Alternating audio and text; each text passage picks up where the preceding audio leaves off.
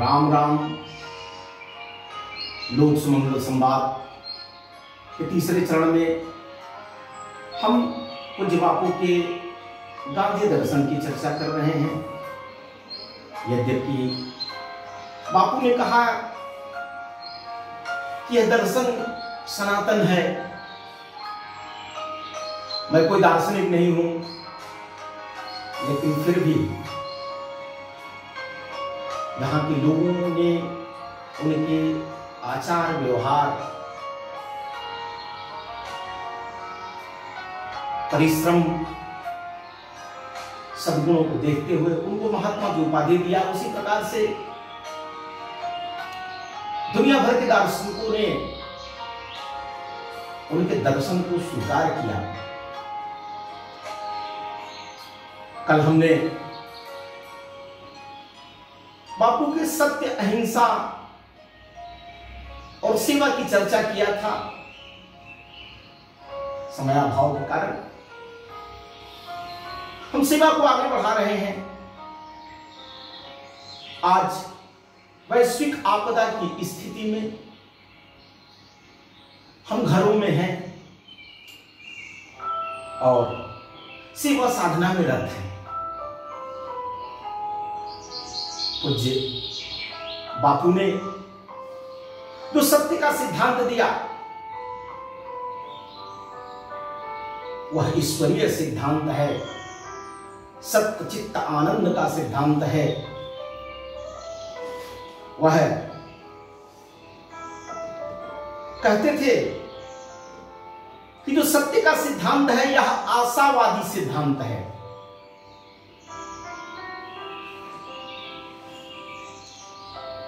हम सकारात्मकता का सिद्धांत, आशावादिता का सिद्धांत बापू जब बताते थे तो बापू ने प्रतीक रूप में जो यह 3 बंदर अपने आश्रमों में बैठाए थे वह सकारात्मकता के प्रतीक हैं, आशावादिता के प्रतीक हैं। बुरा मत कहो, बुरा मत सुनो, बुरा मत बोलो, क्योंकि जब वह आशावादिता की बात करते थे तो वह सतीश्वर अजर अमर अविनाशी उसकी बात करते थे। वह कहते थे कि आशावादी जो होगा उसका ईश्वर में विश्वास होगा, वह आस्तिक होगा, और आस्तिक व्यक्ति सब ही नचावत राम गोसाई, यानी सुपर पावर को मानता है। ईश्वर एक ताकत है, ईश्वर ने हमको यहां कुछ भेजा है तो सदकर्म के लिए भेजा है। वही जो निराशावादी लोग हैं उनको अहंकार रहता है कि जो कुछ करता हूं मैं कर रहा हूं, मेरे करने से यह सृष्टि चल रही है। उसको अपने कर्म का अहंकार होता है, वह राग द्वेष से ग्रसित रहता है, वह भोग विलास की तरफ सोचता है कि मैं यह प्रकृति जो भी है इसमें हमको भोग विलास करने का अधिकार है। लेकिन बापू जब सकारात्मकता की बात करते थे, आशावादिता की बात करते थे, आशावाद के सिद्धांत में हमारे यहां है कि प्रकृति ईश्वर है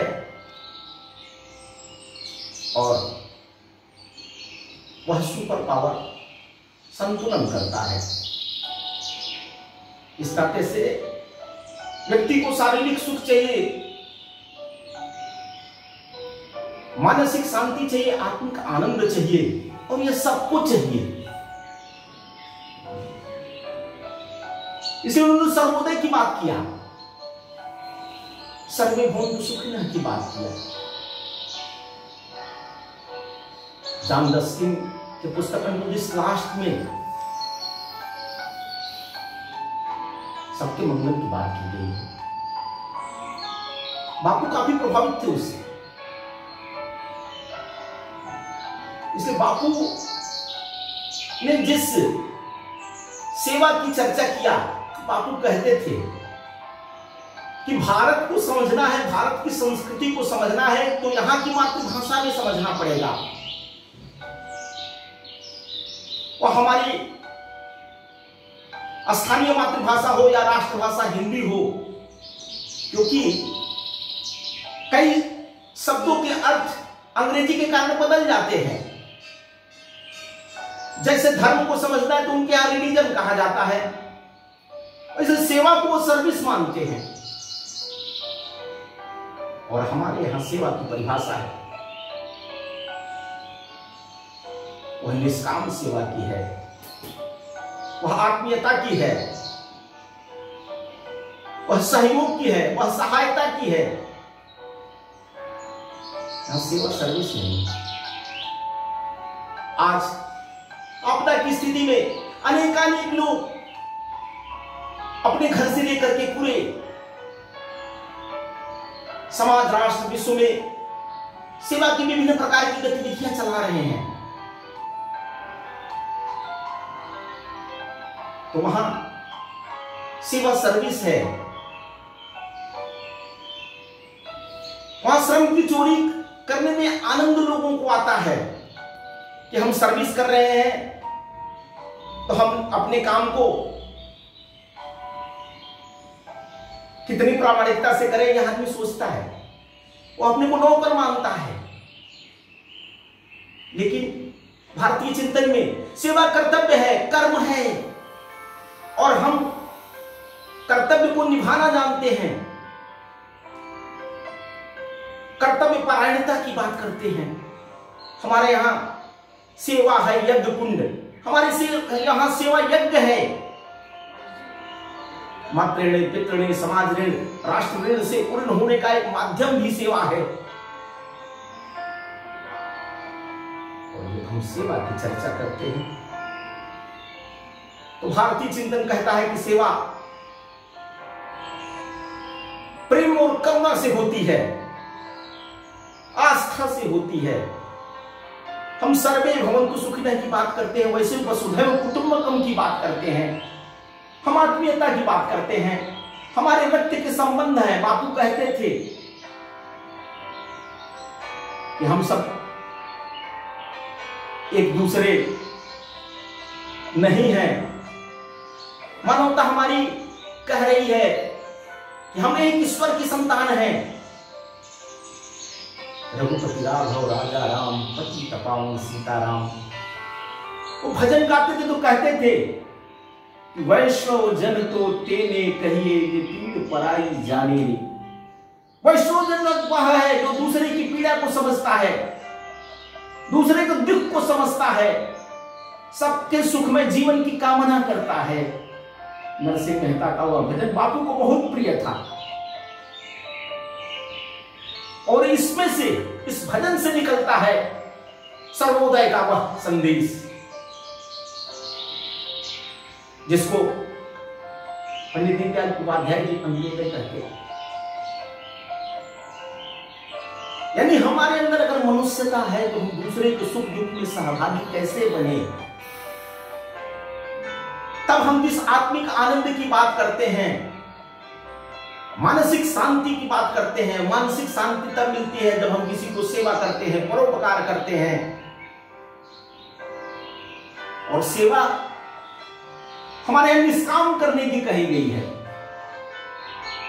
यानी आज क्या है कि आज हम सेवा कर रहे हैं, हम किसी को भोजन दे रहे हैं, हम किसी को मार्ग बता रहे हैं, हम किसी को शिक्षा का खर्चा उठा रहे हैं, तो हम उसका प्रचार करना चाहते हैं। हम चाहते हैं एक सेल्फी हो जाए, एक फोटो हो जाए, हम उसको सोशल मीडिया पर डाल दें, लोग समझे कि हम परोपकारी हैं, उपकारी हैं, हम सहयोग करते हैं। लेकिन बापू का चिंतन और भारतीय चिंतन यह एक है कहने वाले तो कहते हैं कि बापू बैलगाड़ी युग के हैं, स्वदेशी की बात करते हैं, भारतीय संस्कृति की बात करते हैं। बापू का चिंतन गांव की ओर ले जाने वाला है और गांव में रहना दूभर है, ऐसा कहने वाले लोग भी हैं। वह निराशावादी लोग हैं और भोगवादी लोग हैं। हम प्रकृतिवादी हैं, अस्तित्ववादी हैं, सामाजिक हैं। सब समाज को लिए साथ आगे है, बढ़ते जाना हमारा लक्ष्य है। हम सेवा भी करते हैं तो निष्काम कर रखते हैं। हमारे दिल में प्रभु के प्रति श्रद्धा है। हम कड़ में भगवान के दर्शन करते हैं। हम सर्वे भवन्तु सुखिनः की संकल्पना वाले लोग हैं। इस नाते से सेवा निष्काम होनी चाहिए। कई बार हम सेवा सहयोग करते हैं, इसका अहंकार भी होता है। हमने इनको इतना दिया, इतना सहयोग किया, उससे कुछ लेने की भी अपेक्षा रहती है। यहाँ के तो अनपढ़ वो कहते हैं, हमारे यहाँ के जो संत ऋषि थे उन्होंने कहा कि वृक्ष कब हूं न फल बके नदी न संशय परमार्थ के कारण साधु धरा सकी। हम मनुष्य हैं, हम साधुता की ओर बढ़ने वाले लोग हैं, हम देवत्व की तरफ बढ़ने वाले लोग हैं। हमारे यहां सेवा कर्तव्य है, हम उसके बदले कुछ चाहते नहीं हैं। और बापू ने पूरा अपना जीवन सत्य के प्रयोग में लगाया। छोटी छोटी बातों में अनेकों स्थानों पर उनके आश्रम बने। उस आश्रम में मंगल प्रभात होता था। प्रातः काल से ही मनुष्य का जीवन कैसे होना चाहिए, एक दिनचर्या होती थी, प्रार्थना होती थी, आराधना होती थी, दिन भर कर्म होते थे, श्रम के कर्म होते थे, सेवा के कर्म होते थे, और स्वच्छता की बात करते थे। और बापू जब स्वच्छता की बात करते थे, यह भी सेवा है, स्वच्छता ही सेवा है। आज यह नारा बना हुआ है दुनिया के लिए मार्गदर्शक, यह नारा कि स्वच्छता ही सेवा है। तो बापू वह है स्वच्छता और आंतरिक स्वच्छता, दोनों की बात करते थे। मन से भी कलमश निकलना चाहिए। और हम जहां रहते हैं, जिस क्षेत्र में रहते हैं, समाज में रहते हैं, वह भी स्वच्छ और सुंदर होना चाहिए। बापू कहते थे कि आज स्वच्छता का अर्थ लोग मान लेते हैं कि घर से झाड़ू लगा करके हम बहुत स्वच्छ बनते हैं, कूड़ा निकाल करके बाहर फेंक देना। यह स्वच्छता नहीं है। अपने यहां का कूड़ा उठाकर दूसरी जगह डाल देना। उस कूड़े का प्रबंधन होना चाहिए, उसका सदुपयोग होना चाहिए। छोटी छोटी चीजों का वहां कूड़े से खाद बनती थी। यानी उस समय जो प्रातः काल मुंह साफ करने के लिए जो दातुन होता था, उसको भी बापू धुलवा करके रखवाते थे। बाद में उससे आग लाई जाती थी। यानी प्रकृति का सदुपयोग कैसे करना। तो बापू का पूरा जीवन जीने की कला है। कैसे प्रकृति से कितना लेना, कितना उसका दोहन करना। प्रकृति ने हमको पैदा किया है तो हमारे लिए वह हमारा जीवन चलाने के लिए पर्याप्त चीजें देती है। लेकिन जब हम भोग की तरफ बढ़ेंगे, उपभोग की तरफ बढ़ेंगे अंधाधुंध, तो वह प्रकृति पूरा नहीं करेगी। फिर असंतुलन होगा, महामारी फैलेगी, ऊंच नीच की खाई बढ़ेगी। और जो हम शांति चाहते हैं, यानी सुख की खोज में, शांति चले जाएगी, अशांति आ जाएगी। यह जीवन सुखपूर्वक जीने के लिए मिला है। साधु इतना दीजिए जामे कुटुंब समाज, मैं भी भूखा न रहूं, साधु न भूखा जाए, तेन तक तेन भुंजिता। बापू जिस सेवा की बात करते हैं उस सेवा को समझना पड़ेगा। स्वच्छता ही सेवा है, परोपकार ही सेवा है, अपने कर्तव्य को ठीक प्रकार से निभाना सेवा है। क्योंकि वह शक्ति हमें जो दया निधे कर्तव्य मार्ग पर डट जामे, पर सेवा में उपकार में हम निज जीवन सफल बना जामे। यह हमारा संकल्प प्रार्थना है।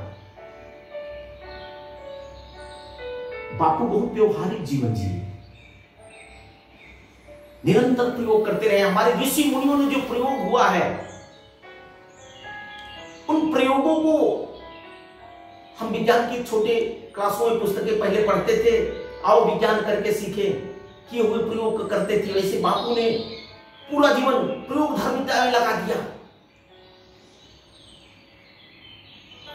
यानी किसके साथ कैसा व्यवहार करना, प्रकृति के साथ कैसा व्यवहार करना, व्यक्ति के साथ कैसा व्यवहार करना, समाज के साथ कैसा व्यवहार करना, अपने जीवन को कैसे चलाना, कैसे उदाहरण बनना। हम बदलेंगे, युग बदलेगा। तो बापू जिस सत्य की, अहिंसा की, सेवा की बात करते थे उसको जीवन में उतारने की बात करते थे। कहते थे वो अली साहब की जो बात कहते थे कि विचार अच्छे होते हैं, आचार बिगड़ते हैं। आचार विचार दोनों ठीक होने चाहिए। यदि विचार शुद्ध होने का मतलब आचार से आदमी भटक जाता है, व्यवहार से भटक जाता है, तब हम जिस लक्ष्य को प्राप्त करना चाहते हैं वह लक्ष्य नहीं प्राप्त होता है। इसलिए त्यागपूर्वक जीवन जीने की बात, प्रकृति के साथ तालमेल करने की बात, सेवा हमारा धर्म है। और धर्म में कहा गया है कि साधु इतना दीजिए जामे कुटुंब समाज, मैं भी भूखा न रहूं साधु न भूखा जाए। आज हम वैश्विक आपदा को झेल रहे हैं। शहरों से, देश के तमाम कोनों से गांव की तरफ लोग लौट रहे हैं। उनको भी हम कैसे स्वीकार करेंगे? और धरती मां पुनः सुजलाम सुफलाम कैसे बनेंगे? सबको काम कैसे मिलेगा? सबको पेट की भूख कैसे शांत होगी? आज युवा पीढ़ी के सामने यह चुनौती है और यह चुनौती बापू के बताए मार्ग पर चलने से, उनके दर्शन को समझने से होगी। वह स्वदेशी का दर्शन, वह समाज का दर्शन, वह कर्म का दर्शन, वह सेवा का दर्शन। तो बापू का पूरा जीवन ही दर्शन है। अगले दिन हम